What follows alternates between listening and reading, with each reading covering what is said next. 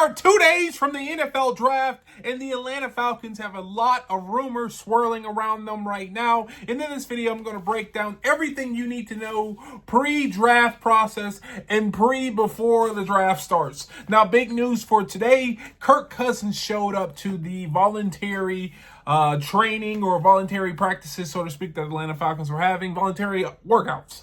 I couldn't think of the name. This is big for several reasons. Number one, it shows that Kirk is playing and he is being a professional. A lot of people thought he would sit out, but he's not. He's actually being a true professional, which is great. This also could mean he's trying to put on a good face for his trade, which also could say Kirk Cousins, if given an opportunity, will waive his trade clause and get traded to a team. All this has changed because it seems like Kirk Cousins is not the one playing hardball, but his agent is. And at the end of the day, Kirk Cousins wants to do the right thing, not only for the organization, for himself, and if he's needed to be traded, he will waive his no-trade clause and go from there.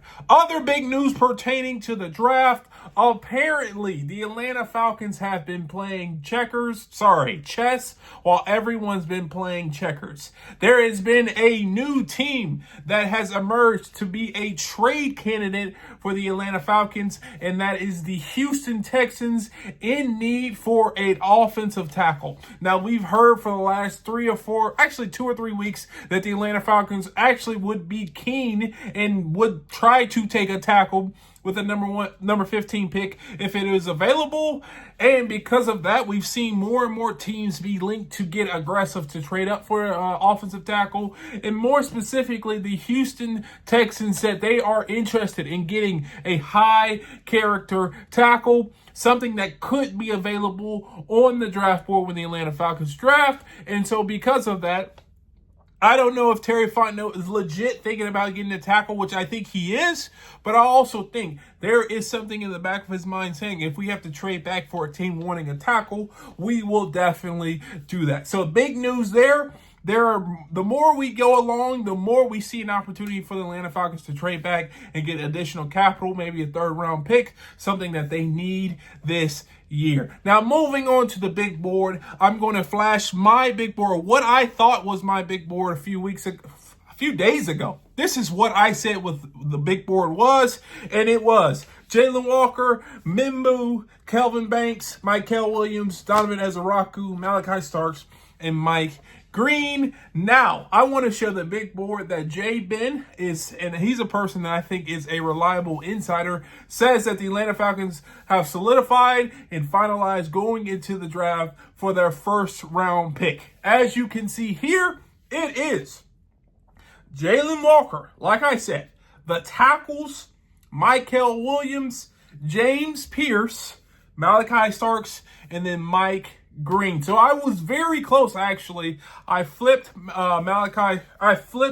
Ezaraku and James Pierce because I thought off the field issues for the Atlanta Falcons, they may look away, but apparently the Atlanta Falcons are open and a little bit more accepting this year, trying to get a player who may have some off the field issues, but as long as they're a dog, they're willing to take a look. Same with James Pierce and Mike Green, so we'll see. But from a big board perspective, here are your players that I think the Atlanta Falcons will target. And then if one player is not available, they're just going to keep going down the list. Now, I also saw that last case scenario, if the Atlanta Falcons end up trading back and all of those guys are not on the big board, they will be willing to take Shamar Stewart. Now, this is encompassed in the tweet that reads like this by Jay Ben. Only way the Falcons draft Stewart, if they trade down, and Starks, those offensive tackles, Pierce, Green, and Williams are all gone. He is the last resort guy on their board, and that makes a lot of sense. He could be that defensive end or that edge that they need, but he just hasn't had the production in college. Freak athlete, freak measurables, but at the end of the day, when you turn on the tape and you don't see that production, that's a big no-no for a lot of teams. Now, also, again, another big news. Jihad Campbell has been seen to have a meeting with the Atlanta Falcons. I'm going to read you this tweet by Ian Rappaport. Bama linebacker Jihad Campbell, a top 15 talent in 2025 draft. NFL draft will be in Green Bay. He visited the Cowboys and the Falcons, among others. Now, I want to say, why did Ian Rappaport put the Atlanta Falcons?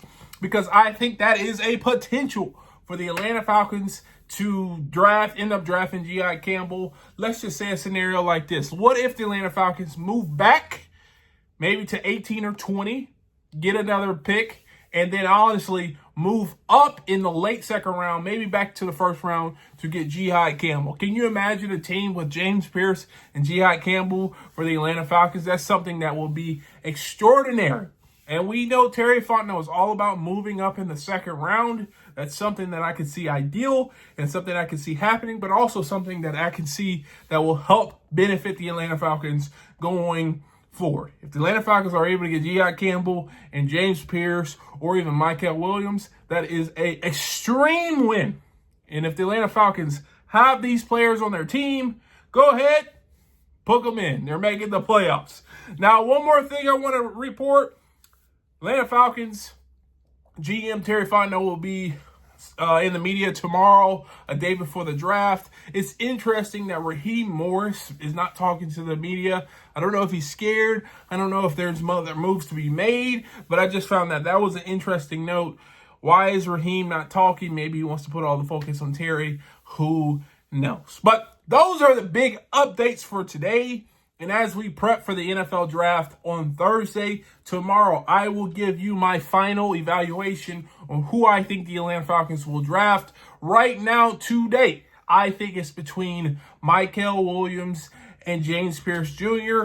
But if a tackle is on the board, I will anticipate seeing either Houston moves up to get that tackle or we select a tackle and then move back in that late second round or late first round, early second round, and get one of those guys, if it's James Pierce, if it's Ezraku, or even G.I. Campbell to help this defense. But if you agree or disagree with what I'm saying, leave a comment down below. Let me know who you want to be the number 1 or the 15th pick in the NFL draft for the Atlanta Falcons. And if you want to see more videos like this, check this one out right here. Like always, peace.